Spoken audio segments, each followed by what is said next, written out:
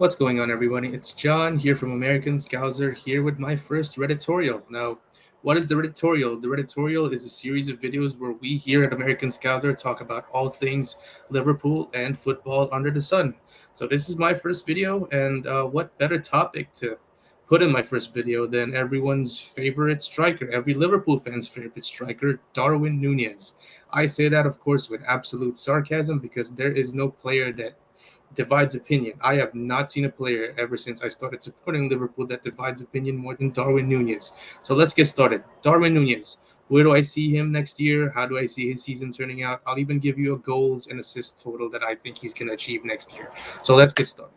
Well, we all remember how Darwin got into the side, got into the team. Big fee coming from Benfica. Just as Sadio Mane left, he was seen as the Sadio Mane replacement, which unfortunately are massive shoes for him to fill. I did not think that the fee and the fact that he came in as a Mane replacement really helped him much in terms of the pressure coming in, and that clearly showed with the numbers. I believe 49 appearances, 15 goals, and 4 assists in all competitions. Now, those numbers don't exactly set the world on fire, but as a Liverpool fan, watching every game, the flip side is you could see Nunez definitely has the tools to succeed, especially physically. His raw speed, his power, his pace definitely gets him into those positions, into those really good goal scoring positions, might I add, wherein a killer Mo Salah pass or a killer Trent Alexander Arnold pass just puts him in this position where you would expect him to bury a chance. Now, that is the key there. You'd expect him to bury a chance. Now, our boy Nunez does absolutely everything he can to fluff a chance whenever possible. And more often than not, that's what happened last year. And I called that the Darwin Nunez experience, and man, let me tell you, it's definitely a ride. But hey, this year, after one full season under his belt, one full training camp under his belt, I definitely think he'll come out stronger. And at the time of this recording, July 30th, we just came off a 4-0 win over Leicester in preseason.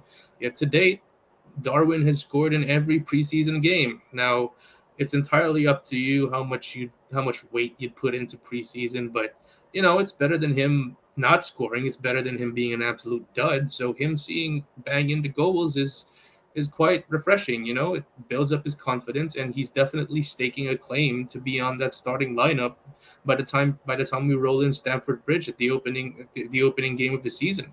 Now, will he start is the question.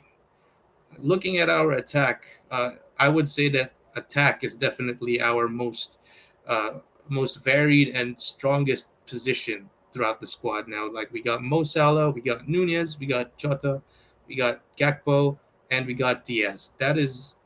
There are not many rotations in the world better than that. And let me just say, where Darwin fits is the question: will he be a consistent starter? Will he be coming off the bench?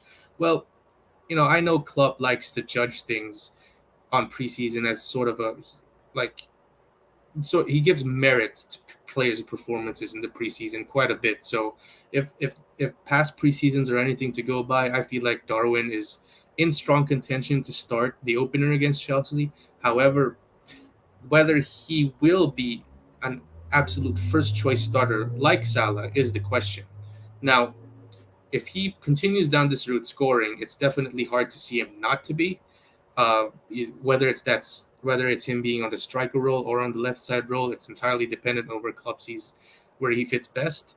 But I still think that our best attacking lineup is Salah, Diaz, and Gakpo. Nunez coming in maybe as an impact sub, or maybe depending on the opposition, he can start.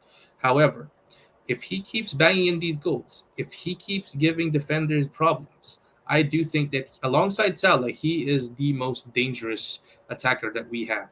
So if I was going to give a number in terms of goals and assists this year, in all competitions, I think I'd give a solid 25 goals and assists combined in all competitions.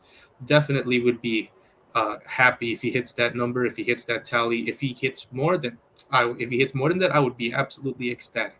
Now, it's going to be a big year for us, coming off of last year's disappointment. There's a lot of new faces with Soboslai, with McAllister, losing Henderson and Fabinho and all that. So it definitely, if there is a time for Darwin to finally hit the ground running, it is now. And I do back him to have a better season than last, but the question is whether he will become that full-fledged star that we thought he will be. I think he's on the right track to get to that position, but definitely needs to hit more, definitely needs to score more, definitely needs to show us a bit more consistency in the scoring side.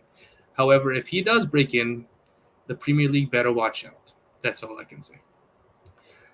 Well, that was a lot of talking. It was honestly my first Reditorial, and I'm delighted to share this with you guys. Again, if you liked what I had to say, if you disliked what I had to say, well, then I'm sorry. But if you guys liked what I had to say, that like button really helps us here at American Scouser. And if you really like our content, then please hit that subscribe button. It really helps the channel out.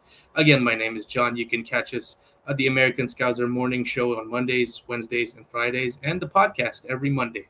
We're planning on releasing a batch of shows quite a bit as the season starts, so tune in for more content for all things Liverpool here at American Scouser. Again, my name is John. I appreciate you listening. Take care.